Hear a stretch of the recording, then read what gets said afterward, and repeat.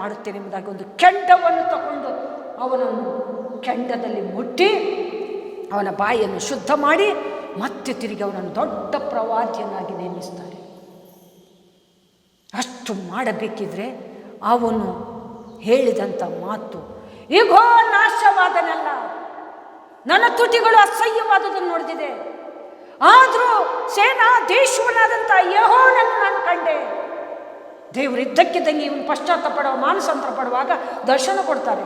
ದರ್ಶನ ಕೊಡುವಾಗ ಇವನು ಹೇಳಿದಂಥ ಮಾತು, ನಾನು ಹೊಲಸು ತುಟಿಯವನು, ನಾನು ನಾಶವಾದೆ, ನನ್ನ ಗತಿ ಏನೇ ಹೇಳಿ. ಆದರೂ ಸೇನಾಧೀಶ್ವರನಾದಂಥ ದೇವರು ಯೆಹೋವನು ನನಗೆ ದರ್ಶನ ಕೊಟ್ಟನಲ್ಲ ಎಂಬುದಾಗಿ ತನ್ನನ್ನು ತತ್ತರಿಸಿಕೊಳ್ಳುವಾಗ ಕೆಂಡದಿಂದ ದೇವರು ಮುಟ್ಟಿ ಅವನನ್ನು ಕ್ಷಮಿಸಿ ಅವನ ಪಾಪಕ್ಕೆ ಪ್ರಾಯಶ್ಚಿತ್ತ ಮಾಡಿ ಪಾಪವನ್ನು ದೂರ ಮಾಡಿ ಅವನನ್ನು ಶುದ್ಧ ಮಾಡುವ ಮೂಲಕ ಪ್ರವಾದಿಯನ್ನು ನೇಮಿಸ್ತಾರೆ. ಇಲ್ಲಿ ಆತನು ಪಾಪವನ್ನು ದೇವರಿಗೆ ಹೇಳಬೇಕಿದ್ರೆ ಪಾಪದ ಪ್ರಕಟಣೆ ಆಯಿತು. ಪಾಪದ ಪ್ರಕಟಣೆ ಹೆಂಗಾಯಿತು? ದೇವರು ದರ್ಶನ ಕೊಟ್ಟಾದ್ರೆ ದರ್ಶನ ಕೊಡುವಾಗ ಹೇಗೆ ಛಿದ್ರ ಆದ, ಭಯಪಟ್ಟ. ನಾನು ಹೊಲಸು ಜನರ ಮಧ್ಯದಲ್ಲಿ ಜೀವಿಸಿ ಲೋಕದ ಜೀವತ್ವವನ್ನು ಮಾಡುತ್ತಿದ್ರು ನನಗೆಲ್ಲೋ ಒಂದು ಚಿಂತೆ ಇತ್ತು, ಇವರ ಜೊತೆ ನಾನು ಜೀವಿಸಬಾರ್ದು ಅಂತ. ಆ ಚಿಂತನೆ ನನ್ನನ್ನು ಪ್ರತಿದಿನ ಈಟಿಯಂತೆ ತಿವಿತಿದ್ರು ನಾನು ಈ ಜನರ ಮಧ್ಯದಿಂದ ದೂರವಾಗದ ಕಾರಣ ಇವರ ಜೊತೆ ಇದ್ದದಕ್ಕೆ ನಾನು ಹೊಲಸು ತುಟಿಯವನಾದೆ. ಈಗ ನನಗೆ ಇವರಿಗೆ ದರ್ಶನ ಕೊಡದೆ ನನಗೆ ದೇವರು ದರ್ಶನ ಕೊಟ್ಟಿದ್ದಾರೆ ಅಂದರೆ ನಾನು ದೇವರಿಗೆ ಬೇಕಾಗಿದ್ದೇನೆ, ಎಂಥ ದೌರ್ಭಾಗ್ಯನು ನಾನು ಎಂಬುದಾಗಿ ತನ್ನನ್ನು ತತ್ತರಿಸಿಕೊಳ್ಳುವಾಗ ದೇವರು ಅವನು ಏನೇನು ತಪ್ಪು ಮಾಡ್ದ ನಾವೆಲ್ಲವನ್ನು ಪ್ರಕಟಣೆ ಮಾಡ್ತಾರೆ. ನಮಗೂ ಅಷ್ಟೇ, ಏಕಾಂತದಲ್ಲಿ ಕುಳಿತಾಗ, ದೇವರ ಮುಂದೆ ಅತ್ತಾಗ, ದೇವರನ್ನು ಆಳವಾಗಿ ಪ್ರೀತಿಸುವಾಗ, ದೇವರ ಉಪಕಾರವನ್ನು ಸ್ಮರಿಸುವಾಗ, ದೇವರು ನಾವು ಕೃತಜ್ಞತೆ ಉಳ್ಳವರಾಗಿರುವಾಗ ನಮ್ಮ ರೋಗ ವಾಸಿ ಮಾಡ್ತಾರೆ, ನಮ್ಮ ಬೇಡಿಕೆಗೆ ಉತ್ತರ ಕೊಡ್ತಾರೆ, ನಮ್ಮನ್ನು ಸಮಾಧಾನದಲ್ಲಿರಿಸ್ತಾರೆ, ನಮ್ಮ ಸಕಲ ಆಶೀರ್ವದಿಸ್ತಾರೆ, ನಮಗೆ ಬೇಕಾದದನ್ನು ಕೊಟ್ಟು ಸಂತೃಪ್ತಿಪಡಿಸುವಾಗ ದೇವರಿಗೆ ನಾವು ಏನೂ ಅಲ್ಲಂತ ತಗ್ಗಿಸುವಾಗ ನಮ್ಮ ಪಾಪದ ಕ್ರಿಯೆಗಳು ಪ್ರಕಟ ಆಗ್ತವೆ. ಪ್ರಕಟ ಆಗುವಾಗ ಒಂದೊಂದಾಗಿ ದೇವರಿಗೆ ಒಪ್ಪಿಸಬೇಕು. ದೇವರು ಅಷ್ಟು ಸುಲಭದಲ್ಲಿ ಪಾಪದ ಪ್ರಕಟಣೆಯನ್ನು ಎಲ್ರಿಗೂ ಮಾಡಲ್ಲ. ಯಾರಿಗೆ ಮಾಡ್ತಾರೆ ಅಂದರೆ ಒಳಗೆ ಚಿಂತನೆ ಇರಬೇಕು. ಯೆಶಾಯನಿಗೆ ಚಿಂತನೆ ಇತ್ತು, ನಾನು ದೇವರನ್ನು ಕಂಡುಕೊಂಡು ದೇವರಿಗೋಸ್ಕರ ಜೀವಿಸಿ ಇವರನ್ನು ರೆಡಿ ಮಾಡಬೇಕಂತ ಆಸೆ ಪಟ್ಟವನು, ಇವರಂತೆ ನಾನು ಕುಣಿಯುತ್ತೇನಲ್ಲ, ನಾನು ಎಂಥ ದೌರ್ಭಾಗ್ಯನು ಎನ್ನುವಾಗ ದೇವರು ದರ್ಶನ ಕೊಟ್ಟದ್ದು. ದರ್ಶನ ಕೊಟ್ಟು ಆತನ ತುಟಿಯನ್ನು ಮುಟ್ಟಿದ್ದು, ಶುದ್ಧ ಮಾಡಿದ್ದು, ಪಾಪಕ್ಕೆ ಪ್ರಾಯಶ್ಚಿತ್ತವಾಯಿತು ಎಂಬುದಾಗಿ ಹೇಳಿದ್ದು. ಆಮೇಲೆ ಈತನು ನಾನೆಂಥ ಹೊಲಸು ಆದರೂ ದೇವರು ದರ್ಶನ ಕೊಟ್ಟರಲ್ಲ ಎಂಬುದಾಗಿ ತನ್ನನ್ನು ತಿವಿದುಕೊಂಡು ಪಶ್ಚಾತ್ತಾಪಡುವಾಗ ಅವನಿಗೆಲ್ಲ ಪಾಪದ ಪ್ರಕಟಣೆ ಆಯಿತು. ಪಾಪದ ಏನೇನು ತಪ್ಪು ಮಾಡಿದ್ದಾನೆ, ಆ ಜನರ ಜೊತೆ ಹೆಂಗೆ ಈ ಜೋಡಾಗಿದ್ದಾನೆ, ಅವರ ಪದ್ಧತಿಯನ್ನು ಹೆಂಗೆ ಅನುಸರಿಸಿದ, ಅದನ್ನೆಲ್ಲ ತೆಗೆಸಿಬಿಟ್ಟು ದೇವರ ಪರಿಶುದ್ಧ ಪದ್ಧತಿಯನ್ನು, ಜೀವವುಳ್ಳ ಪದ್ಧತಿಯನ್ನು ಆತನು ಅವರಿಗೂ ಹೇಳಿ ತಾನೂ ಮಾಡಿ ದೊಡ್ಡ ದೇವ ಸೇವಕನಾಗಿ ಮಾರ್ಪಟ್ಟಾಗ ನಿಜವಾಗಲೂ ಪಾಪದ ಪ್ರಕಟಣೆ ಮಾನಸಾಂತರಕ್ಕೆ ಮೂಲವಾಯಿತು. ಪಾಪವನ್ನು ಒಪ್ಪಿಕೊಳ್ಳೋದು ಬೇರೆ, ಮಾಡಿದಂಥ ತಪ್ಪನ್ನು ದೇವರಿಗೆ ಒಪ್ಪಿಸಿ ಹಗುರ ಮಾಡಿಕೊಳ್ಳೋದು. ಬೇರೆಯವ್ರ ಹತ್ರ ನಾವೇನಾದರೂ ದುಡುಕಿ ಮಾತಾಡಿದ್ರೆ ಹೋಗಿ ಸ್ವಾರಿ ಕೇಳಿ ನಮ್ಮನ್ನು ಹಗುರ ಮಾಡೋದು. ಪಾಪದ ಹರಿಕೆ ಮಾಡೋದು ಬೇರೆ, ನಮ್ಮ ಜನರಿಗೋಸ್ಕರ ನಮ್ಮ ದೋಷ ಪಾಪ ಅಥವಾ ಇಂದಿನ ಶಾಪಕ್ಕೋಸ್ಕರ ಹರಿಕೆ ಮಾಡ್ತಾ ಅದನ್ನು ತೆಗೆದು ಬಿಸಾಕೋದು. ಪಾಪದ ಪ್ರಕಟಣೆ ದೇವರು ಇದ್ದಕ್ಕಿದ್ದಂಗೆ ಕೆಲವರಲ್ಲಿ ಮಾಡ್ತಾರೆ. ಹಿಂದೆ ಮಾಡಿದ ಪಾಪಗಳು ನಮ್ಮನ್ನು ಬೆನ್ನಟ್ಟಿಕೊಂಡು ಬಂದರೆ ಅದು ಪಾಪದ ಪ್ರಕಟಣೆಯಾಗಿ ಆಗುತ್ತೆ. ಆವಾಗ ಸ್ವಾಮಿ ಎಂಬುದಾಗಿ ಯೆಶಾಯನಾಗಿ ದೇವರನ್ನು ಬಿಗಿಡ್ಕೊಳ್ಬೇಕು, ಅದು ನಮ್ಮಿಂದ ದೂರವಾಗುತ್ತೆ. ಪಾಪದ ಪ್ರಕಟಣೆ, ಪಾಪ ಒಪ್ಪಿಕೊಳ್ಳೋದು, ಪಾಪದ ಹರಿಕೆ ಮಾಡೋದು, ಇದು ಮಾನಸಾಂತರಕ್ಕೆ ಒಂದು ಮಾರ್ಗ. ಇನ್ನು ಯಥಾರ್ಥವಾಗಿರುವುದರ ಮೂಲಕ ಮಾನಸಾಂತರ ಮಾರ್ಗವಾಗುತ್ತೆ, ಮಾನಸಾಂತರಕ್ಕೆ ಮಾರ್ಗವಾಗುತ್ತೆ. ಹೇಗೆ? ಮತ್ತಾಯ 21:29 ವಚನ ನೋಡ್ರಿ. ಮತ್ತಾಯ 21ನೇ ಅಧ್ಯಾಯ 29ನೇ ವಚನದಲ್ಲಿ ಇಬ್ಬರು ಮಕ್ಕಳನ್ನು ಉದ್ದೇಶಿಸಿ ದ್ರಾಕ್ಷಿ ತೋಟದ ಕೆಲಸ ಮಾಡು ಎಂಬುದಾಗಿ ಅಪ್ಪ ಹೇಳುವಾಗ ಒಬ್ಬ ನಾನು ಮಾಡುತ್ತೇನೆ ಎಂಬುದಾಗಿ ಹೇಳಿ ಮಾಡದೇ ಹೋದ. ಇನ್ನೊಬ್ಬ ಮಾಡುತ್ತೇನೆ ಎಂಬುದಾಗಿ ಹೇಳಿ ಹಗುರ ಮಾಡೇ ಇಲ್ಲ. ಮಾಡುತ್ತೇನೆ ಎಂಬುದಾಗಿ ಹೇಳಿದವನು ನಾನು ಅಪ್ಪನಿಗೆ ರಿವರ್ಸ್ ಕೊಟ್ಟೆ ಅಲ್ಲ ಎಂಬುದಾಗಿ ಭಯಪಡ್ಕೊಂಡು ಏನು ಮಾಡೋದು, ಇಲ್ಲಿ ಇದ್ದರೆ ಸರಿ ಇಲ್ಲ, ಅಪ್ಪ ಅಮ್ಮನನ್ನು ಸನ್ಮಾನಿಸಬೇಕೆಂಬುದಾಗಿ ದೇವರ ವಾಕ್ಯ ಹೇಳ್ತಿದೆ. ರಿವರ್ಸ್ ಕೊಟ್ಟು ಅಪ್ಪನಿಗೆ ನೋವು ಮಾಡಿದೆ. ಮಾಡ್ತೇನೆ ಎಂಬುದಾಗಿ ಹೇಳಿದ್ದೇನೆ, ಮಾಡಿಲ್ಲ. ನಾನು ಬೇಗ ಹೋಗಿ ಅದನ್ನು ತೀರಿಸಬೇಕು. ಸಾರಿ, ಆತನು ಮಾಡಲ್ಲ ಅಂದ. ಪ್ರಥಮ ಮಗ ಮಾಡಲ್ಲ ಅಂದ. ಮಾಡಲ್ಲ ಅನ್ನೋದು ರಿವರ್ಸ್ ಆಯಿತು. ತಂದೆಯನ್ನು ಸನ್ಮಾನಿಸುವ ರೂಟಲ್ಲ, ತಂದೆ ತಾಯಿಗಳಿಗೆ ಭಯ ತೋರಿಸುವ ರೂಟಲ್ಲ. ಈಗ ನಾನು ಏನು ಮಾಡಲಿ? ಮಾಡಲ್ಲ ಅಂದಿದ್ದೇನೆ, ಹೋಗಿ ಮಾಡಿ ತೀರಿಸಿ ದೋಷವನ್ನು ಪರಿಹರಿಸಿಕೊಂಡು ತಂದೆಯನ್ನು ಸಂತೃಪ್ತಿಪಡಿಸಿ ಘನಪಡಿಸ್ತೇನೆ ಎನ್ನುವಂಥ ತೀರ್ಮಾನಕ್ಕೆ ಬಂದು ಅವನು ಆ ದ್ರಾಕ್ಷಿ ತೋಟದ ಕೆಲಸ ಮಾಡಿ ತಂದೆ ಹತ್ರ ಬಂದು ಮುಗಿಸ್ತಾನೆ, ಸಂತೋಷ ಪಡ್ತಾನೆ. ಇನ್ನೊಬ್ಬ ಮಾಡ್ತೇನೆ ಅಪ್ಪ ಎಂಬುದಾಗಿ ಹೇಳಿ ತೀರ ಹಗುರ ಮಾಡ್ತಾನೆ. ಇತ್ಲಗೆ ತಂದೆಗೆ ಮಾತು ಹೇಳಿ ಭಯ ಇದೆ ಅಂತ ತೋರಿಸ್ತಾನೆ. ಇತ್ಲಗಿಂದ ಭಯ ಇಲ್ಲದವನಾಗಿ ಹಗುರ ಮಾಡಿ ದೋಷಕ್ಕೂ ಪಾಲಾಗ್ತಾನೆ. ಅವರಿಬ್ಬರನ್ನು ಗಮನಿಸುವಾಗ ಒಬ್ಬನ ಹತ್ರ ಯಥಾರ್ಥತೆ ಇತ್ತು, ತಂದೆ ತಾಯಿಗಳನ್ನು ಸನ್ಮಾನಿಸಿದ. ಇನ್ನೊಬ್ಬನ ಹತ್ರ ಮಾಡ್ತೇನೆ ಅಂದ್ರೂ ಯಥಾರ್ಥತೆ ಇರಲಿಲ್ಲ. ದೇವರ ವಾಕ್ಯ ಹೇಳ್ತಿದೆ, ಆ ಮಾಡಲ್ಲ ಅಂದವನಲ್ಲಿ ಯಥಾರ್ಥತೆ ಇದ್ದ ಕಾರಣ ಅವನಲ್ಲಿ ಮಾನಸಾಂತದ ಪಾಠನ್ನು ದೇವರು ಹುಟ್ಟಿಸಿ ಅವನು ಫಸ್ಟು ಮಾನಸಾಂತರ ಪಟ್ಕೊಂಡ. ದೇವರ ವಾಕ್ಯಕ್ಕೆ ತಂದೆಗೆ ನಾನು ಮಾಡಲ್ಲ ಎಂಬುದಾಗಿ ವಿರುದ್ಧ ಮಾತಾಡಿ ನನ್ನ ಯಥಾರ್ಥತೆಯನ್ನು ಕಳ್ಕೊಂಡೆ, ದೇವ ಭಯಭಕ್ತಿಯನ್ನು ಕಳ್ಕೊಂಡೆ, ಅಪ್ಪನಿಗೆ ಉಲ್ಟ ಮಾಡಿ ತಂದೆ ತಾಯಿಗಳನ್ನು ಸನ್ಮಾನಿಸಬೇಕೆನ್ನುವಂಥ ದೈವೋಕ್ತಿಗೆ ವಿರುದ್ಧವಾದೆ ಎನ್ನುವಂಥ ಭಯ ಇವನಲ್ಲಿ ಕಾಡಿದ್ದರಿಂದ ದೇವರ ಪಾಠ ಇವನ ಹತ್ರ ಬಂತು. ಇವನು ಅಲ್ಪ ಸ್ವಲ್ಪ ಯಥಾರ್ಥನಾದದ್ರಿಂದ ದೇವರ ಭಾಗ ಇವನ ಹತ್ರ ಬಂದು ಇವನ ಪಾಠ ದೇವರ ಪಾಠ ಎರಡು ಮಿಶ್ರವಾಗಿ ಯಥಾರ್ಥನಿಗೆ ಉತ್ತರ ಸಿಕ್ಕಿತು. ಹೀಗೆ ದೇವರ ವಾಕ್ಯ 2 ಪೂರ್ವ ವೃತ್ತಾಂತ ಕಾಲ 16ನೇ ಅಧ್ಯಾಯ 9ನೇ ವಚನದಲ್ಲಿ ಯಥಾರ್ಥವಂತರ ರಕ್ಷಣೆಗೋಸ್ಕರ ನಾನು ಪ್ರಲಾಪಿಸ್ತಾ ಇದ್ದೇನೆ. ಪ್ರತಿ ಒಬ್ಬ ಯಥಾರ್ಥರು ಈ ಲೋಕದಲ್ಲಿ ದೇವರಿಗೆ ಭಯಪಡುವವರಿಗೆ ದೇವರ ಭಾಗ ಸೇರಿ ಮಾನಸಾಂತರಕ್ಕೆ ಮಾರ್ಗವಾಗಿ ಅವರು ದೇವರನ್ನು ಕಂಡುಕೊಳ್ಳುತ್ತಾರೆ. ಅವರಲ್ಲಿರುವ ಜಾತಿ, ಮತ, ಅಧರ್ಮ ಅಥವಾ ಲೋಕ ಅಥವಾ ಸಂಪ್ರದಾಯ, ಜೀವ ಇಲ್ಲದ ಸಂಗತಿಗಳಿಗೆಲ್ಲ ಕಡಿವಾಣ ಆಗುತ್ತೆ. ಅವರಷ್ಟೊತ್ತು ಸಭೆಗಳನ್ನು ದೇವ ಮಕ್ಕಳನ್ನು ಬೈತಾ ಇದ್ರು ಪೌಲನಾಗೆ ಸಂಪೂರ್ಣ ಮಾರ್ಪಾಡು ಹೊಂದಿ ದೇವ ಮಕ್ಕಳಾಗುವಂಥ ಪರಲೋಕದ ಸ್ವಾಸ್ಥ್ಯವಾಗುವಂಥ ಭಾಗ್ಯಕ್ಕೆ ಸಾಗುತ್ತಾರೆ. 2 ಪೂರ್ವಕಾಲ ವೃತ್ತಾಂತ 16:9ನೇ ವಚನದಲ್ಲಿ ದೇವರ ವಾಕ್ಯ ಹೇಳ್ತಿದೆ, ಯಥಾರ್ಥವಂತರ ರಕ್ಷಣೆಗೋಸ್ಕರ ಪ್ರಲಾಪಿಸ್ತಿದ್ದೇನೆ. ಇಲ್ಲಿ ಈ ಮಗ ಪ್ರಥಮವಾಗಿ ನಾನು ಮಾಡಲ್ಲ ಅಂತ ರಿವರ್ಸ್ ಮಾತು ಅಪ್ಪನಿಗೆ ಕೊಟ್ಟರು. ಆತನು ಯಥಾರ್ಥನಾದದ್ರಿಂದ ದೇವರು ಅವನನ್ನು ಕೈ ಬಿಟ್ಟಿಲ್ಲ, ದೇವರು ಅವನನ್ನು ಪ್ರೇರೇಪಿಸಿ ನಡೆಸಿದ್ರು. ಯಥಾರ್ಥವುಳ್ಳವರಿಗೆ ನಿಜವಾಗಲೂ ಮಾನಸಾಂತರವನ್ನು ದೇವರು ಹುಟ್ಟಿಸಿ ತನ್ನ ಕಾರ್ಯವನ್ನು ಸಾಧಿಸ್ತಾರೆ. ಹೀಗೆ ಯಥಾರ್ಥವುಳ್ಳವರು ಮಾನಸಾಂತರದ ಮಾರ್ಗವನ್ನು ಕಂಡುಕೊಳ್ಳುತ್ತಾರೆ. ತಪ್ಪು ಮಾಡಿದ್ರೂ ಯಥಾರ್ಥ ಇಲ್ಲದವರಿಗೆ ಮಾನಸಾಂತರದ ಮಾರ್ಗ ಸಿಗಲ್ಲ, ಮತ್ತೊಬ್ಬನಿಗೆ ಸಿಕ್ಕಿಲ್ಲ. ಯಥಾರ್ಥತೆಯು ಮಾನಸಾಂತರಕ್ಕೆ ಮಾರ್ಗವಾಗಿದೆ ಪ್ರಿಯರೇ.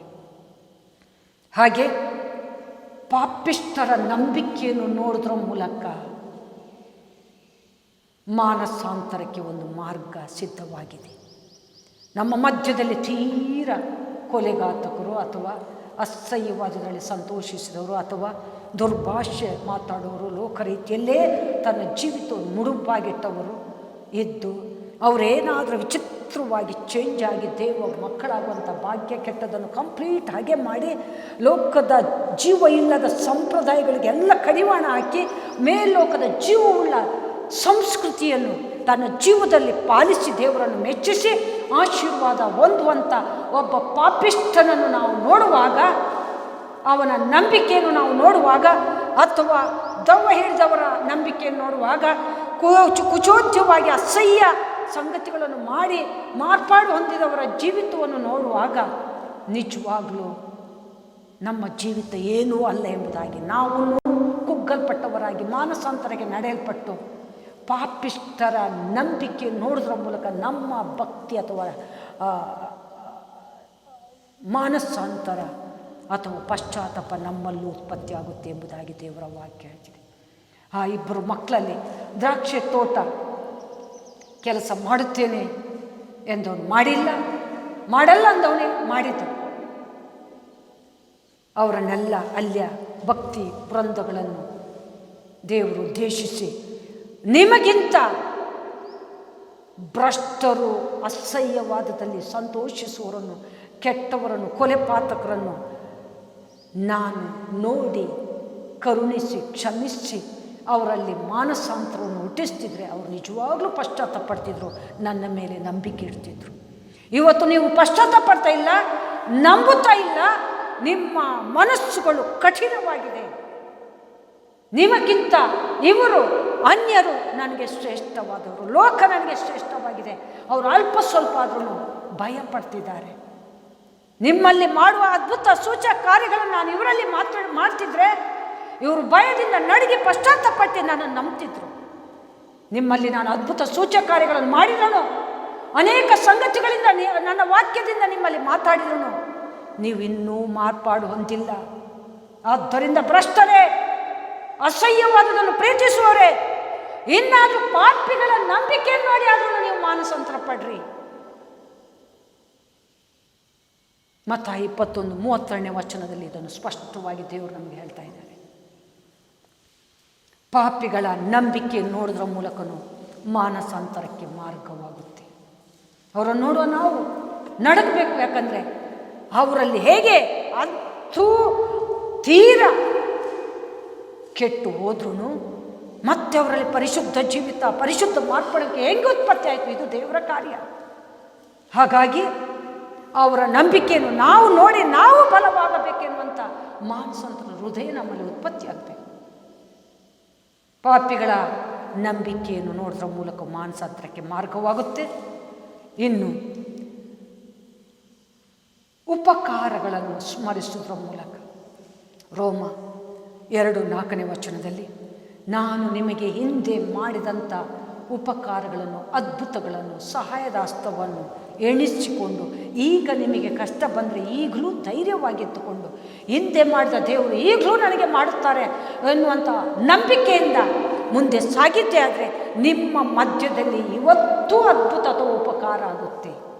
ರೋಮ 2:4 ವಚನದಲ್ಲಿ ದೇವರು ಸ್ಪಷ್ಟವಾಗಿ ಹೇಳಿದ್ದಾರೆ. ಹಿಂದೆ ನಮಗೆಷ್ಟೋ ಅದ್ಭುತ ಆಗಿದೆ. ಹಿಂದೆ ದೇವರ ಹತ್ರ ಅಂಗಲಾಚಿಕೊಂಡು ದಾನಿಯೇಲನಾಗೆ ಸ್ವಾಮಿ ಸ್ವಾಮಿ ಸ್ವಾಮಿ ಅಂದಾಗ ದೇವರು ನಮಗೆ ಅದ್ಭುತವಾಗಿ ಬಿಡುಗಡೆ ಕೊಟ್ಟಿದ್ದಾರೆ, ಲೋಕದಿಂದ ಪ್ರತ್ಯೇಕಿಸಿದ್ದಾರೆ, ದೇವ ಮಕ್ಕಳಾಗುವಂಥ ಭಾಗ್ಯ ಕೊಟ್ಟು ದಿನದಿಂದ ದಿನ ಸ್ಟೆಪ್ ಬೈ ಸ್ಟೆಪ್ ಹಂತ ಹಂತವಾಗಿ ಆಶೀರ್ವದಿಸ್ತಾ ಬಂದಿದ್ದಾರೆ. ಹಿಂದೆ ಮಾಡಿದ ದೇವರು ಈಗಲೂ ನಿಮ್ಮ ಕಷ್ಟ ಕಾಲದಲ್ಲಿ ಉಪಕಾರ ಮಾಡಲಿಕ್ಕೆ ಶಕ್ತರಾಗಿದ್ದಾರೆ. ಆ ನಂಬಿಕೆ ನಮ್ಮದಾಗಿರಬೇಕು. ಇಂದಿನ ಉಪಕಾರಗಳನ್ನು ಸ್ಮರಿಸ್ತಾ ಇರಬೇಕು.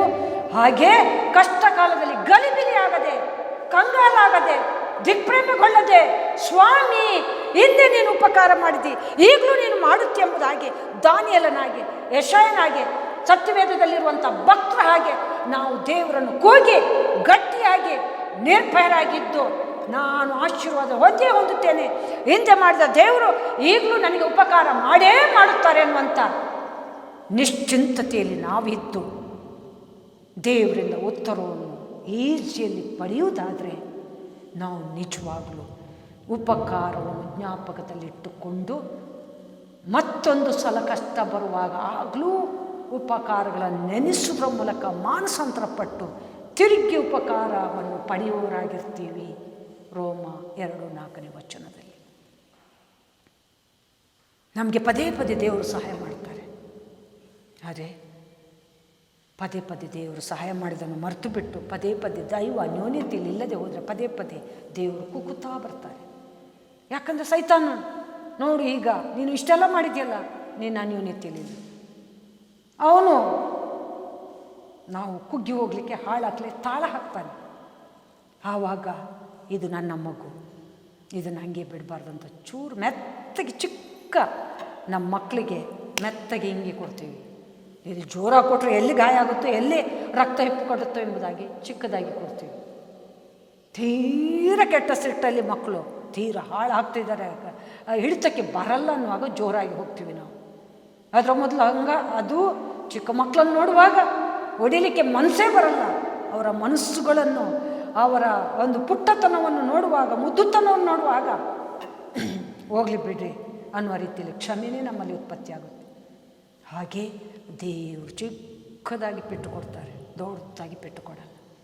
ಚಿಕ್ಕ ಪೆಟ್ಟಿನಲ್ಲಿ ನಾವು ಎಚ್ಚೆತ್ತುಕೊಂಡು ಹಿಂದೆ ಮಾಡಿದ ಉಪಕಾರ ಈಗಲೂ ದೇವರು ಮಾಡ್ತಾರೆ ಎಂಬುದಾಗಿ ಮಾನಸಾಂತರ ಪಟ್ಟು ದೇವರನ್ನು ಗಟ್ಟಿ ಹಿಡ್ಕೊಳ್ಳೋದಾದರೆ ತಿರುಗಿ ಆ ಗಂಡಾಂತರಗಳಿಂದಲೂ ನಾವು ತಪ್ಪಿಸ್ಕೊಳ್ತೀವಿ. ಹಾಗಿದ್ರೆ ದೇವರಿಂದ ಮಾಡಿದ ಉಪಕಾರಗಳನ್ನು ನೆನೆಸಿ ಮಾನಸಾಂತರ ಪಡೆದಾದರೆ ನಿಜವಾಗಲೂ ಉಪಕಾರಗಳು ಮಾನಸಾಂತರಕ್ಕೆ ಮೂಲವಾಗುತ್ತವೆ, ಮಾರ್ಗವಾಗುತ್ತವೆ. ಇನ್ನು ಅನೇಕ ಅದ್ಭುತ ಮಹತ್ಕಾರ್ಯಗಳು, ಉಪಕಾರಗಳಾದ ಮೇಲೆ ಅದ್ಭುತ ಮಹತ್ಕಾರ್ಯಗಳು. ಮತ್ತಾಯ 11:21 ದೇವರು ಹೇಳುವಂಥ ಮಾತುಗಳು, ನಿಮಗಿಂತ ನಾನು ಅನ್ಯರ ಮಧ್ಯದಲ್ಲಿ ಎಂಥ ಮಹತ್ಕಾರ್ಯ ಅದ್ಭುತಗಳನ್ನು ಮಾಡ್ತಿದ್ರೆ ಅವರು ಭಯದಿಂದ ನಡುಗಿ ನನ್ನನ್ನು ಹಿಂಬಾಲಿಸಿ, ನನಗೆ ಸರ್ವಸ್ವ ನೀನೇ, ಇನ್ಯಾರು ಬೇಡ, ನನ್ನ ಹೆಂಡತಿ ಮಕ್ಕಳು, ನನ್ನ ಕುಟುಂಬ, ನನ್ನ ಉದ್ಯೋಗ, ನನ್ನ ಐಶ್ವರ್ಯ, ನನ್ನ ಬೆಳ್ಳಿ ಬಂಗಾರ ಆಸ್ತಿ ಎಲ್ಲದಕ್ಕಿಂತ ಶ್ರೇಷ್ಠವಾದ ದೇವರು ನೀನು. ನನಗೆ ಆರೋಗ್ಯ ಕೊಟ್ಟಿದ್ದಿ, ನನಗೆ ಉಪಕಾರ ಮಾಡಿದ್ದಿ, ನನ್ನ ಮಧ್ಯದಲ್ಲಿ ಅದ್ಭುತ ಮಾಡಿದ್ದಿ ಎಂಬುದಾಗಿ ಅನ್ಯರು ನಿಮಗಿಂತ ಹೆಚ್ಚಾಗಿ ನನ್ನನ್ನು ಕಂಡುಕೊಳ್ತಿದ್ರು, ನನಗೆ ಭಯಪಡ್ತಿದ್ರು, ನನ್ನನ್ನು ಹಿಂಬಾಲಿಸ್ತಿದ್ರು ಎಂಬುದಾಗಿ ಭಕ್ತರೆನಿಸಿಕೊಂಡಂಥ ಇಸ್ರಾಯೇಲಿಗೆ ಯೇಸ್ವಾಮಿ ಹೇಳಿದಂಥ ಮಾತು. ಹಾಗಿದ್ರೆ ಅನೇಕ ಅನ್ಯರ ಮಧ್ಯದಲ್ಲಿ ಅದ್ಭುತ ಸೂಚಕ ಕಾರ್ಯಗಳನ್ನು ದೇವರು ಮಾಡುವಂಥದ್ದು, ಅನೇಕ ಅನ್ಯರು ಸಮೇತ ದೇವರ ಕಡೆಗೆ ತಿರುಗಿ ಪರಲೋಕ ಸೇರಲಿ ಎಂಬುದಾಗಿ. ದುರ್ಮಾರ್ಗ ಬಿಟ್ಟು, ನರಕದ ಹಾದಿಯನ್ನು ಬಿಟ್ಟು ಪರಲೋಕದ ಹಾದಿ ಹಿಡಿದು ಸನ್ಮಾರ್ಗದಿಂದ ನಿಜವಾದ ಧರ್ಮ, ಪ್ರೀತಿ, ಸತ್ಯತೆ, ನೀತಿ, ನ್ಯಾಯವನ್ನು ಪ್ರೀತಿಸಲಿ ಎಂಬುದಾಗಿ. ಹಾಗಿದ್ರೆ ಅನೇಕ ಅನ್ಯರ ಮಧ್ಯದಲ್ಲಿ ದೇವರ ಅದ್ಭುತ ಸೂಚಕ ಕಾರ್ಯಗಳನ್ನು ಮಾಡುವಂಥದ್ದು ನಿಜವಾಗಲೂ ಅವರು ರಕ್ಷಣೆ ಹೊಂದಬೇಕು, ಮಾನಸಾಂತರ ಪಡಬೇಕು ಎಂಬುದಾಗಿ. ಅದ್ಭುತ ಸೂಚಕ ಕಾರ್ಯಗಳನ್ನು ದೇವರು ಮಾಡೋದ್ರ ಮೂಲಕ ಮಾನಸಾಂತರಕ್ಕೆ ನಡೆಸ್ತಾರೆ.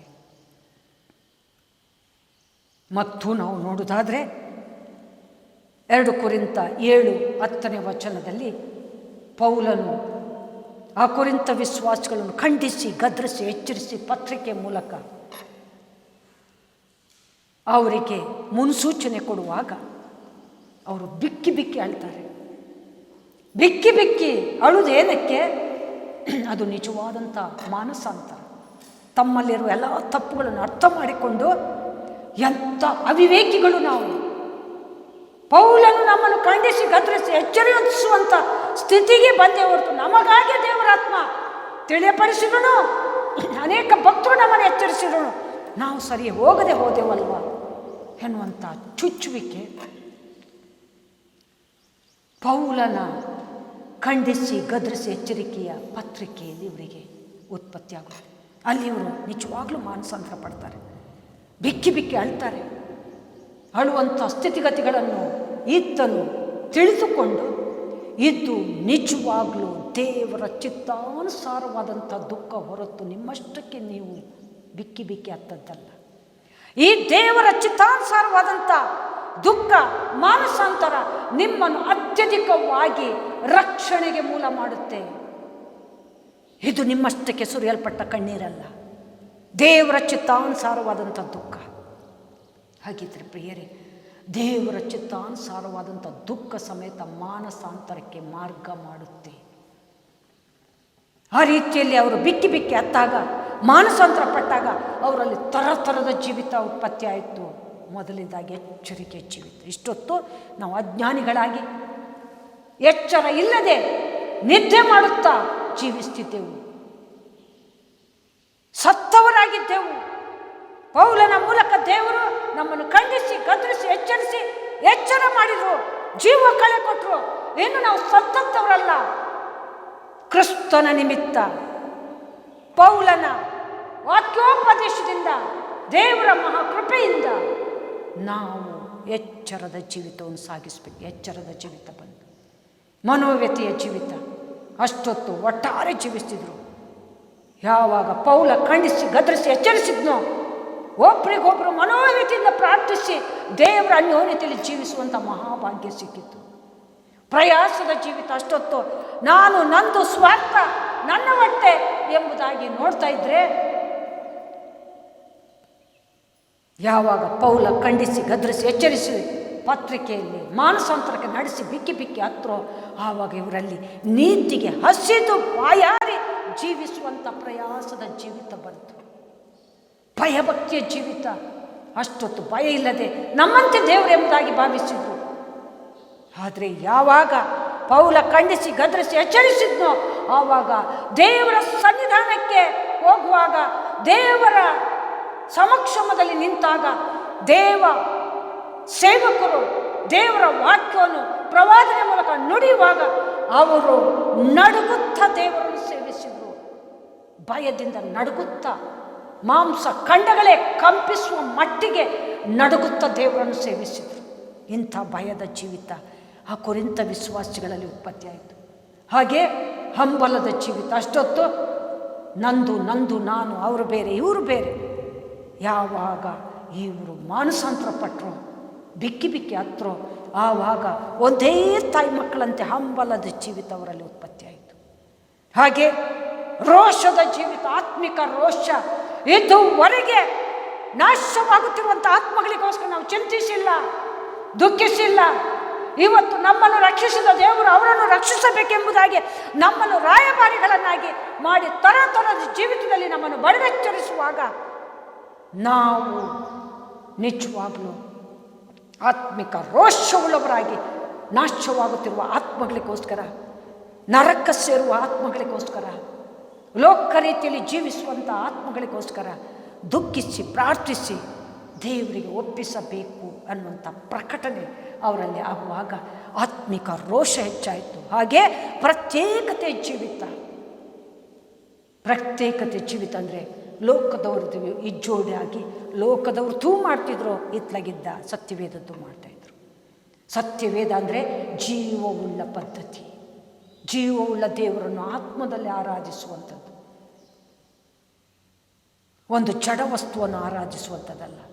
ನಮ್ಮನ್ನು ಕೇಳುವಂಥ, ನೋಡುವಂಥ, ನಮ್ಮನ್ನು ಪ್ರೀತಿಸುವಂಥ, ನಮ್ಮನ್ನು ನಡೆಸುವಂಥ, ನಮ್ಮ ಶ್ವಾಸವನ್ನು ಕೈಯಲ್ಲಿ ಇಟ್ಟುಕೊಂಡಿರುವಂಥ ಪರಮಾತ್ಮನ, ಭಗವಂತನ, ಕರ್ತನಾದ ಯೇಸು ನಮಗೋಸ್ಕರ ಜೀವ ಕೊಟ್ಟು ರಕ್ತವನ್ನು ಸುರಿಸಿ ನಮ್ಮನ್ನು ಪಾವನ ಮಾಡಿ ಪರಮಾತ್ಮನ ಧಾಮಕ್ಕೆ ಸೇರಿಸಿದಂಥ ಆ ಏಕೈಕ ಪುತ್ರನ ಹಾಗೆ ಏಕೈಕ ದೇವರ ಒಂದು ಸಮಕ್ಷಮದಲ್ಲಿ ನಾವು ಜೀವಿಸಿ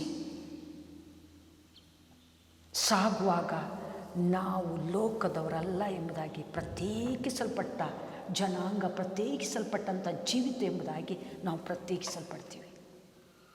ಪ್ರತ್ಯೇಕಿಸಲ್ಪಡುವಾಗ ಲೋಕ ನಮ್ಮನ್ನು ಸಂಪೂರ್ಣ ಹಾಗೆ ಮಾಡುತ್ತೆ. ಪ್ರತ್ಯೇಕಿಸಲ್ಪಡುವಾಗ ಲೋಕ ಇವ್ರದ್ದು ಯಾವುದೋ ಒಂದು ಮತ ಅಥವಾ ಏನೋ ದಾರಿ ತಪ್ಪಿಸ್ತಿದ್ದಾರೆ ಎಂಬುದ ನಮ್ಮ ಬಗ್ಗೆ ಅನ್ಯಾಯವಾಗಿ ತಪ್ಪು ಕಲ್ಪನೆ ಮಾಡಿ ಸಂಶಯ ಪಟ್ಟುಕೊಂಡು ನಿಜವಾಗ್ಲೂ ಅವಮಾನದ ಸುರಿಮಲೆಯನ್ನು ಅಥವಾ ನಮ್ಮ ಬಗ್ಗೆ ನೀತಿ ಗೊತ್ತಿದ್ರೂ, ನಾವು ನೀತಿವಂತರು, ದೇವ ಮಕ್ಕಳು, ಸತ್ಯವಂತರು ಎಂಬುದ ಗೊತ್ತಿದ್ರೂ ಅನ್ಯಾಯವಾಗಿ ನಮಗೆ ಸುರಿಮಳೆಯನ್ನು ಹಾಕ್ತಾರೆ, ನಿಂದೆ ಅಪಮಾನಗಳನ್ನು ಹೊರಿಸ್ತಾರೆ. ಅಂಥ ಟೈಮಲ್ಲಿ ದೇವರ ವಾಕ್ಯ ಹೇಳ್ತಿದೆ, ನಾವು ಎಂಥ ರೀತಿಯಲ್ಲಿ ನಿಂದೆಗೆ ಗುರಿಯಾದರೂ ದೇವರ ದೃಷ್ಟಿಯಲ್ಲಿ ಸತ್ಯವಂತರು. ನನ್ನ ಜೀವಿತದಲ್ಲೂ ತುಂಬ ನಿಂದೆಗಳು ಬಂದವು, ಆದರೆ ನನ್ನ ಜೊತೆ ಇದ್ದಂಥ ನೀವುಗಳು ಯಾರದನ್ನು ನಂಬಲಿಲ್ಲ. ನನ್ನ ಜೊತೆ ಆತ್ಮಿಕ ರೋಷದಿಂದ ನಿಂತ್ರಿ. ಯಾರು ಏನೇ ಹೇಳಿದ್ರು ನನ್ನ ಜೀವಿತವನ್ನು, ನನ್ನ ನಡೆನುಡಿಯನ್ನು, ನನ್ನ ಮಾತುಗಳನ್ನು, ನನ್ನಲ್ಲಿರುವ ಶಕ್ತಿಯನ್ನು ನೋಡಿದ್ರು ಹೊರತು ಜನರ ಮಾತುಗಳನ್ನು ಕೇಳಲಿಲ್ಲ. ಹಂಗಾಗಿ ಇವತ್ತು ನಾವು ಬಂಡೆಯಂತೆ ಸ್ಥಿರವಾಗಿ ದೇವ ಪರಲೋಕದ ಮಕ್ಕಳಾಗಿ ನಿಂತೆವು. ಒಂದು ವೇಳೆ ದೈವ ಕೃಪೆ ಇಲ್ಲದಿದ್ದರೆ, ಮಾನಸಾಂತರ ಹೃದಯ ಇಲ್ಲದಿದ್ದರೆ, ಪಾಪದ ಪ್ರಕಟಣೆಗಳು ನಮಗೆ ಆಗದಿದ್ದರೆ ನಾವು ಲೋಕದ ಪಾಲಾಗ್ತಿದ್ದೆವು, ಬಂಡೆಯಂತೆ ನಿರ್ತಿರಲಿಲ್ಲ.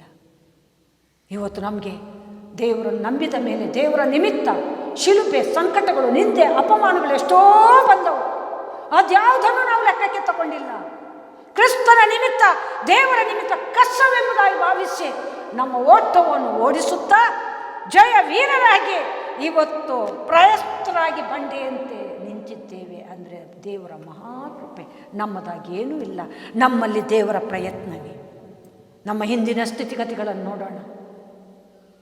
ಆದರೆ ಅದನ್ನು ನೋಡಿ ಅಲ್ಲೇ ನಿಂತಿಲ್ಲ. ಅಲ್ಲಿ ದೇವರು ನಮಗೆ ಉಪಕಾರ ಮಾಡಿರುವ ಮುಂದೇನೂ ಮಾಡುತ್ತಾರೆ ಎಂಬುದಾಗಿ ನಮ್ಮ ಓಟವನ್ನು ಓಡಿಸಿ ದೇವರನ್ನೇ ಗುರಿ ಮಾಡಿ ಫೋಕಸ್ ಮಾಡಿ ಜಯಶೀಲರಾಗಿ, ಜಯಶಾಲಿಗಳಾಗಿ ಶಿಲುಬೆಯನ್ನು ಹೊತ್ತು ಜಯಿಸಿದೆವು.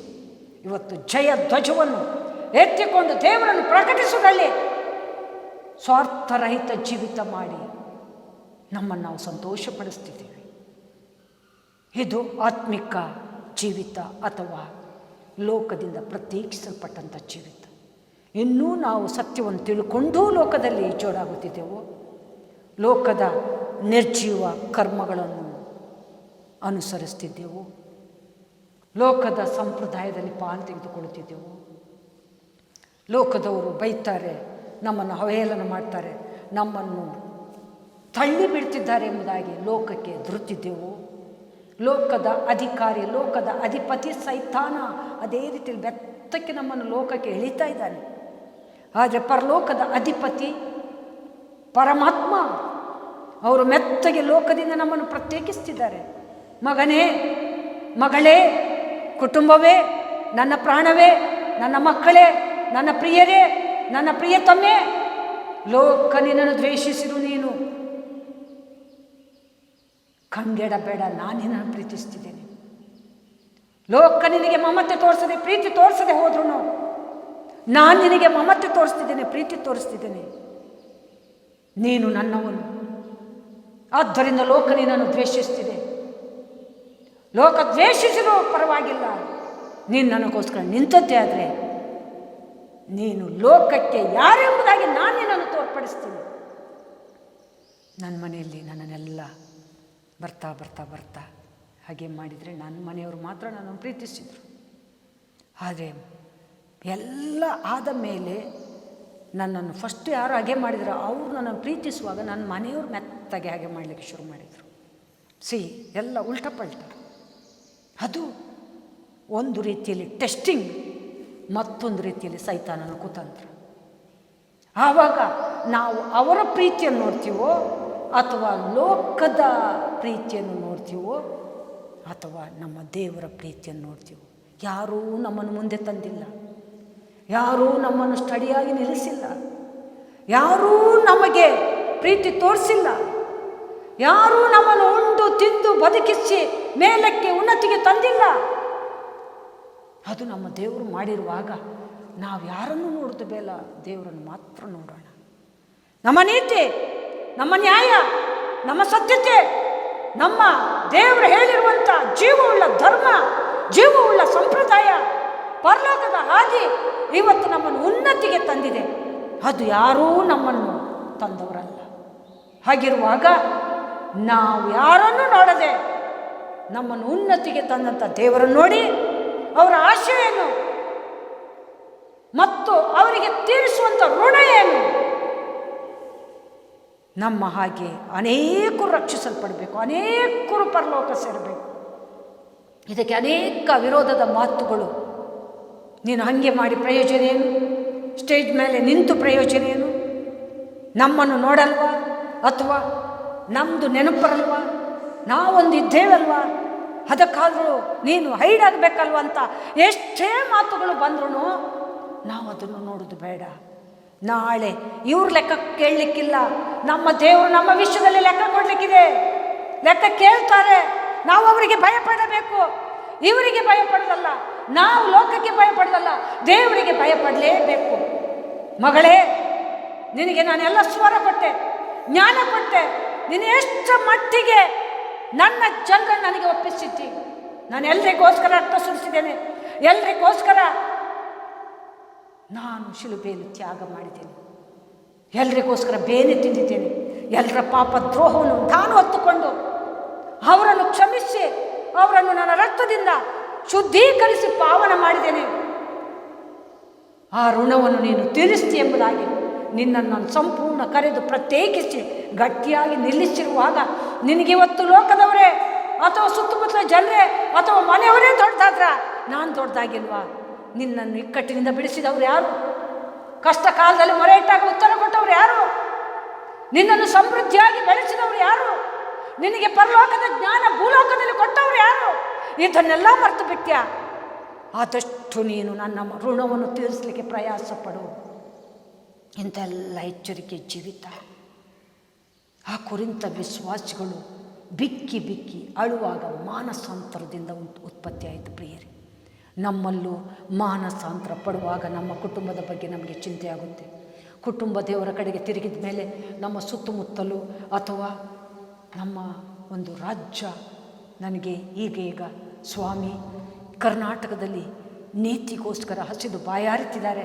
ನಮ್ಮ ಕರ್ನಾಟಕ, ನಮ್ಮ ದೇಶದಲ್ಲಿ ನಿಜವಾಗಲೂ ಸತ್ಯವನ್ನು ಅರಿತು ಹೇಗೆ ತೆಲುಗು ಅಥವಾ ಆ ತಮಿಳುನಾಡು, ಕೇರಳ ಪ್ರದೇಶದಲ್ಲಿ ಎಲ್ಲರೂ ರಾಜಕಾರಣಿಗಳೆಲ್ಲ ನೀತಿಯನ್ನು ಇಷ್ಟಪಟ್ಟು ಓಡೋಡಿ ಬಂದು ಆಲಯದಲ್ಲಿ ಆತ್ಮದಲ್ಲಿ ದೇವರನ್ನು ಆರಾಧಿಸಿ ಪರಲೋಕಕ್ಕೆ ಆರಾಧನೆ ಮಾಡುತ್ತಿದ್ದರು. ಹಾಗೇ ನಮ್ಮ ಕರ್ನಾಟಕದಲ್ಲೂ ಅಲ್ಲಲ್ಲಿ ಆಗಬೇಕಂತ ಮಹಾ ಒಂದು ಆಳದ ಪ್ರಾರ್ಥನೆ ಪ್ರತಿದಿನ ದೇವರು ಚುಚ್ಚುವಿಕೆಯಲ್ಲಿ ಕೊಡ್ತಾ ಇದ್ದಾರೆ. ಅದು ನನಗೆ ಕಣ್ಣಲ್ಲಿ ನೋಡಬೇಕಂತ ಆಸೆ ಆಗ್ತಿದೆ. ಒಂದು ವೇಳೆ ದೈವ ಚಿತ್ತದಿದ್ದರೆ ಈ ಜಾಗಕ್ಕೆ ಅನೇಕರು ದೇವರನ್ನು ಹುಡುಕೊಂಡು ಓಡೋಡಿ ಬರಬಹುದು. ಹೇಳಲಿಕ್ಕೆ ಸಾಧ್ಯ ಇಲ್ಲ ದೈವ ಚಿತ್ತ ಹೇಗೆ ಅಂತ. ಅದಕ್ಕೋಸ್ಕರ ನಾವು ಸದಾ ಸಿದ್ಧರಾಗಿರಬೇಕು. ನಮ್ಮ ಕರ್ನಾಟಕವನ್ನು ಪ್ರತಿದಿನ ದೇವರಲ್ಲಿ ಒಪ್ಪಿಸುತ್ತಾ ಎದ್ದೇಳುತ್ತಾ ಅನೇಕ ಲೋಕರೀತ್ಯ ಒಂದು ಸಂಗತಿಗಳು ನಾಶವಾಗಿ ದೇವಲೋಕದ ಸಂಗತಿಗಳು, ನೀತಿ ನ್ಯಾಯಗಳು, ಪ್ರೀತಿ ಸತ್ಯತೆಗಳು ಎದ್ದೇಳಬೇಕು. ನೀತಿಯನ್ನು ಮುಳುಗಿಸುವಂಥ ಜನರು ಮಾರ್ಪಾಡು ಹೊಂದಬೇಕು.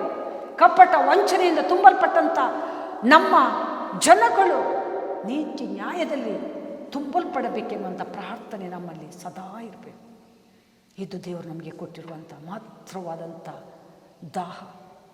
ಹೀಗೆ 2 ಕೊರಿಂಥ 7:10 ನಾವು ನೋಡಿದ್ದು ಕೊರಿಂಥ ವಿಶ್ವಾಸಿಗಳು ಪೌಲನ ಗದರಿಕೆಯನ್ನು ಸ್ವೀಕರಿಸಿದಾಗ ಅವರಲ್ಲಿ ಮಾನಸಾಂತರವಾಯಿತು. ಮಾನಸಾಂತರ ಥರದ ಜೀವಿತ ಉತ್ಪತ್ತಿ ಆಯಿತು. ನಮ್ಮಲ್ಲೂ ಮಾನಸಾಂತರ ಆಗುವಾಗ ಥರದ ಜೀವಿತ ದೇವರ ಮಹಿಮೆಗೋಸ್ಕರ ಆಗುವಂಥದ್ದು. ಮಾನಸಾಂತರಕ್ಕೆ 2 ಕೊರಿಂಥ 7:10 ಕೊರಿಂಥ ವಿಶ್ವಾಸಿಗಳೇ, ಕೊರಿಂಥ ಸಭೆಯೇ ಒಂದು ಮಾರ್ಗ. ಬಿಕ್ಕಿ ಬಿಕ್ಕಿ ಅಳುವಾಗ ದೇವರ ಚಿತ್ತಾನುಸಾರವಾದಂಥ ದುಃಖ ನಮ್ಮಲ್ಲಿ ಉತ್ಪತ್ತಿ ಆಗುವಾಗ ಮಾನಸಾಂತರ ಪಕ್ಕ ಎಂಬುದಾಗಿ ಅರ್ಥ. ತನ್ನಷ್ಟಕ್ಕೆ ದೇವರ ಚಿತ್ತಾನುಸಾರವಾದ ದುಃಖ ಉತ್ಪತ್ತಿ ಆಗಲ್ಲ. ಮಾನಸಾಂತರ ಆದಾಗಲೇ ದೇವರ ಚಿತ್ತಾನುಸಾರ ದುಃಖ ಉತ್ಪತ್ತಿ ಆಗೋದು. ಆ ದೇವರ ಚಿತ್ತಾನುಸಾರ ದುಃಖ ಏನು ಮಾಡಿತ್ತು? ಅವರನ್ನು ರಕ್ಷಣೆಗೆ ಮೂಲ ಮಾಡಿ ಥರದ ಜೀವಿತಕ್ಕೆ ನಡೆಸಿತ್ತು. ದೇವರ ಋಣ ತೀರಿಸೋದಕ್ಕೆ ರಾಯಭಾರಿಗಳಾದರು. ಆತ್ಮಿಕ ರೋಷದಿಂದ, ಒಂದೇ ತಾಯಿ ಮಕ್ಕಳಂತೆ ಹಂಬಲದಿಂದ, ಲೋಕ ಜೀವಿತ ಅಲ್ಲ ಎಂಬಂಥ ಪ್ರತ್ಯೇಕತೆಯಿಂದ, ಭಯಭಕ್ತಿಯಿಂದ, ಮನೋವ್ಯತೆಯಿಂದ, ಪ್ರಯಾಸದಿಂದ, ಎಚ್ಚರಿಕೆಯಿಂದ ಜೀವಿತ ಮಾಡಿದರು. ಇನ್ನು ದೇವರ ವಾಕ್ಯ ಹೇಳ್ತಿದೆ, ಪ್ರಕಟಣೆ 3:19 ನಾನು ನಿನ್ನನ್ನು ಶಿಕ್ಷಿಸ್ತೇನೆ, ಆದ್ದರಿಂದ ನೀನು ದೇವರ ಕಡೆಗೆ ತಿರುಗಿಕೊ. ನಾನು ನಿನ್ನನ್ನು ಶಿಕ್ಷಿಸ್ತೇನೆ, ನೀನು ದೇವರ ಕಡೆಗೆ ತಿರುಗಿಕೊ. ದೇವರು ಅನೇಕ ಕಡೆಗಳಲ್ಲಿ ಶಿಕ್ಷೆ ಹೊಡೆತಗಳನ್ನು ಕೊಟ್ಟದ್ದು, ಕುಟುಂಬಗಳಲ್ಲೆಲ್ಲ ಏಟುಗಳನ್ನು ಹಾಕಿದ್ದು ನಾವು ಮಾನಸಾಂತರ ಹೃದಯದಲ್ಲಿಟ್ಟುಕೊಂಡು ಪದೇ ಪದೇ ದೇವರನ್ನು ಫೋಕಸ್ ಮಾಡಬೇಕೆಂಬುದಾಗಿ. ದೇವರು ಸಮೇತ ಪ್ರಕಟಣೆ 3:19 ಹೇಳಿದ್ದು, ನಾನು ನಿನ್ನನ್ನು ಶಿಕ್ಷಿಸಿದ ಸಂದರ್ಭದಲ್ಲಿ ನಮಗೆ ನೋವುಗಳನ್ನು, ಕಷ್ಟಗಳನ್ನು, ಏಟುಗಳನ್ನು, ಶಿಕ್ಷೆಗಳನ್ನು ದೇವರು ಕೊಡುವಂಥದ್ದು ನಿಜವಾಗಲೂ ಮಾನಸಾಂತರದ ಹೃದಯ ಹೊಂದಬೇಕೆಂಬುದಾಗಿ. ಹಾಗಿದ್ದರೆ ಶಿಕ್ಷೆ ಹೊಡೆತಗಳಲ್ಲಿ ನಾವು ಮಾನಸಾಂತರದಲ್ಲಿ ಕುಗ್ಗಲ್ಪಟ್ಟವರಾಗಿರ್ತೀವಿ. ಅದು ಒಂದು ದೇವರ ಆಳವನ್ನು ತಿಳ್ಕೊಳ್ಳುವಂಥ ಮಾನಸಾಂತರದ ದಾರಿ ಏನು. ಅದೇ ಪ್ರಕಟಣೆ 3:19 ದೇವರು ಹೇಳುವಂಥ ಮಾತು, ಆಸಕ್ತಿಯಿಂದ ದೇವರ ಕಡೆ ತಿರುಗಿಕೋ, ಆಸಕ್ತಿಯಿಂದ ನೀನು ಪ್ರಾರ್ಥಿಸು, ಆಸಕ್ತಿಯಿಂದ ಮಾನಸಾಂತರ ಪಡು. 1 ನಿಮಿಷ ನಾನು ದೇವರ ಸನ್ನಿಧಿಯಲ್ಲಿ ಹತ್ತಿದ್ದೀನಿ ಸಾಕು ಅನ್ನೋದಲ್ಲ. ಆಸಕ್ತಿಯಿಂದ ನಮ್ಮ ಪಾಪದ ಪ್ರಕಟಣೆ ಆಗುವಾಗ ಆಸಕ್ತಿಯಿಂದ ಪಾಪವನ್ನು ಒಪ್ಪಿಸಿಕೊಳ್ಳಬೇಕು, ಆಸಕ್ತಿಯಿಂದ ನಾವು ಮಾನಸಾಂತರ ಪಡಬೇಕು. ಆಸಕ್ತಿಯಿಂದ ಪಾಪದ ಪ್ರಕಟಣೆ ಆಗುವಾಗ ದೇವರನ್ನು ಬಿಗಿಡ್ಕೊಳ್ಬೇಕು. ಆವಾಗ ನಾವು ತುಂಬ ಹೃದಯದಿಂದ, ಅಂತರಾಳದಿಂದ ದೇವರ ಕನಿಕರ ನಮ್ಮೊಳಗೆ ಸೇರಿ ನಾವು ದೇವ ಮಕ್ಕಳಾಗಿ ದೇವರ ಆಶೀರ್ವಾದಕ್ಕೆ ಅಥವಾ ಪಾಪ, ಶಾಪ, ದೋಷ ತೆಗಿಲಿಕ್ಕೆ ನಾವು ದೇವರನ್ನು ಎದುರು ನೋಡುವಂಥ ಮಾನಸಾಂತರ ಮೂಲವಾಗುತ್ತೆ. ಹೀಗೆ ಶಿಕ್ಷೆ ಹೊಡೆತಗಳು ನಿಜವಾಗಲೂ ಮಾನಸಾಂತರಕ್ಕೆ ಮಾರ್ಗ. ಆಸಕ್ತಿಯಿಂದ ಮಾನಸಾಂತರ ಪಡಲಿ ಎಂಬುದಾಗಿ ಪ್ರಕಟಣೆ 3:9 ಹೇಳಿರುವ ಪ್ರಕಾರ ನಾವು ಆಸಕ್ತಿಯಿಂದ ಮಾನಸಾಂತರ ಪಟ್ಟು ದೇವರಿಗೆ ನಮ್ಮನ್ನು ಸದಾ ಒಪ್ಪಿಸಬೇಕು. ಹೀಗೆ ಅನೇಕ ಮಾನಸಾಂತರಕ್ಕೆ ಮಾರ್ಗಗಳನ್ನು ನಾವು ನೋಡಿದೆವು. ನಮ್ಮ ಜೀವಿತದಲ್ಲಿ ಇದನ್ನು ಅಳವಡಿಸಿಕೊಂಡು ನಡೆಯಬೇಕು. ಇನ್ನೊಂದು ಆವರ್ತಿ ನಿಮ್ಮ ಮಧ್ಯದಲ್ಲಿ ಮಾನಸಾಂತರದ ಮಾರ್ಗಗಳು ದೈವೋಕ್ತಿ ನಮ್ಮಲ್ಲಿಗೆ ಬರುವಾಗ ವಾಕ್ಯ ನಮ್ಮನ್ನು ಕಿಡಿಕಿಡಿ ಮಾಡಿ ಮೆಲ್ಟ್ ಮಾಡಿ ನಿಜವಾಗಲೂ ಮಾನಸಾಂತರಕ್ಕೆ ನಡೆಸುತ್ತೆ.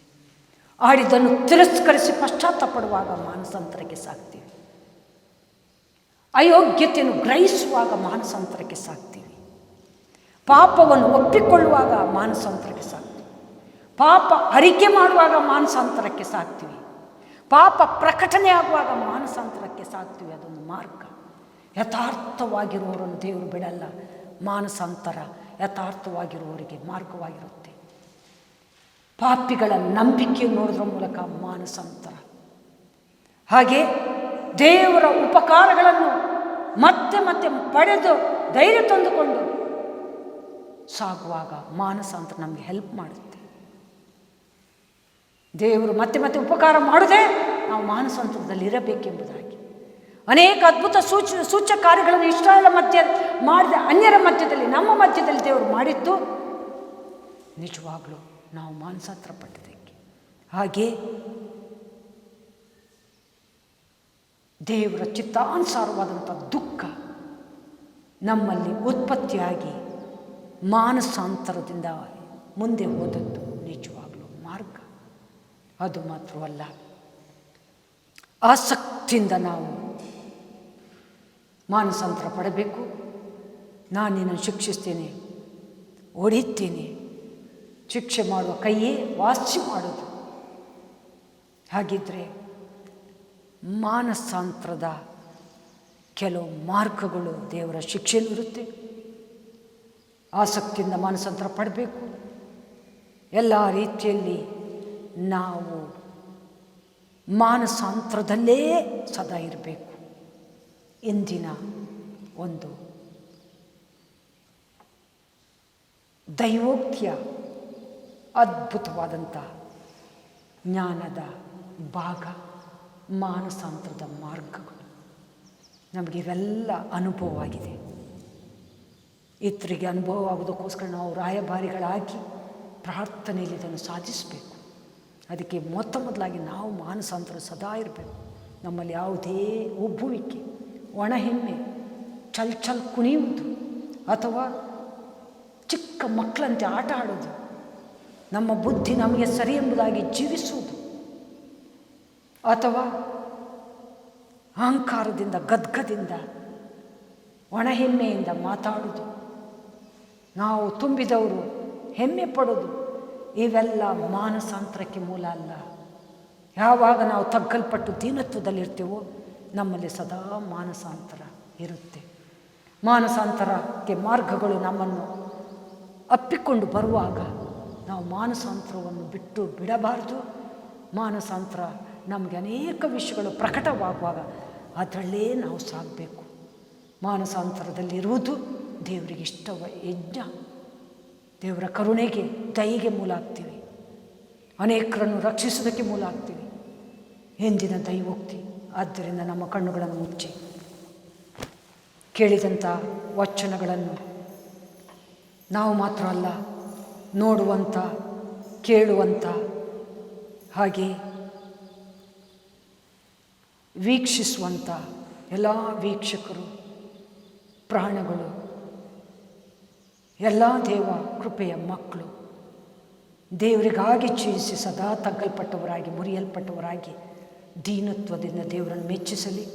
ರಾಯಭಾರಿಗಳಾಗಿ ಅನೇಕರನ್ನು ಲೋಕದಿಂದ ಪ್ರತ್ಯೇಕಿಸಿ ಪರಲೋಕ ಸೇರಿಸಲಿ ಎಂಬುವಂಥ ಪ್ರಾರ್ಥನೆ ಮಾಡಿ ಇವತ್ತಿನ ವಾಕ್ಯ ಭಾಗವನ್ನು ದೇವರಿಗೆ ಒಪ್ಪಿಸೋಣ. ಸ್ವಾಮಿ, ದಾನಿಯೆಲ್ಲ ಸ್ವಾಮಿ ಸ್ವಾಮಿ ಸ್ವಾಮಿ ಎಂಬುದಾಗಿ ನಿನ್ನನ್ನು ಕರೆದ. ಲಾಲಿಸು, ಕೇಳು, ನಾನು, ನನ್ನ ಜನರು, ನನ್ನ ಹಿರಿಯರು, ಪ್ರಧಾನರು, ನನ್ನ ಅರಸರು ಎಲ್ಲರೂ ಪಾಪ ಮಾಡಿ ನೀನು ಮೆಚ್ಚದಂಥ ವಿರುದ್ಧ ಕೆಲಸವನ್ನು ಮಾಡೋದ್ರ ಮೂಲಕ ನಿನಗೆ ವಿರುದ್ಧವಾಗಿ ಸಾಗಿದೆವು.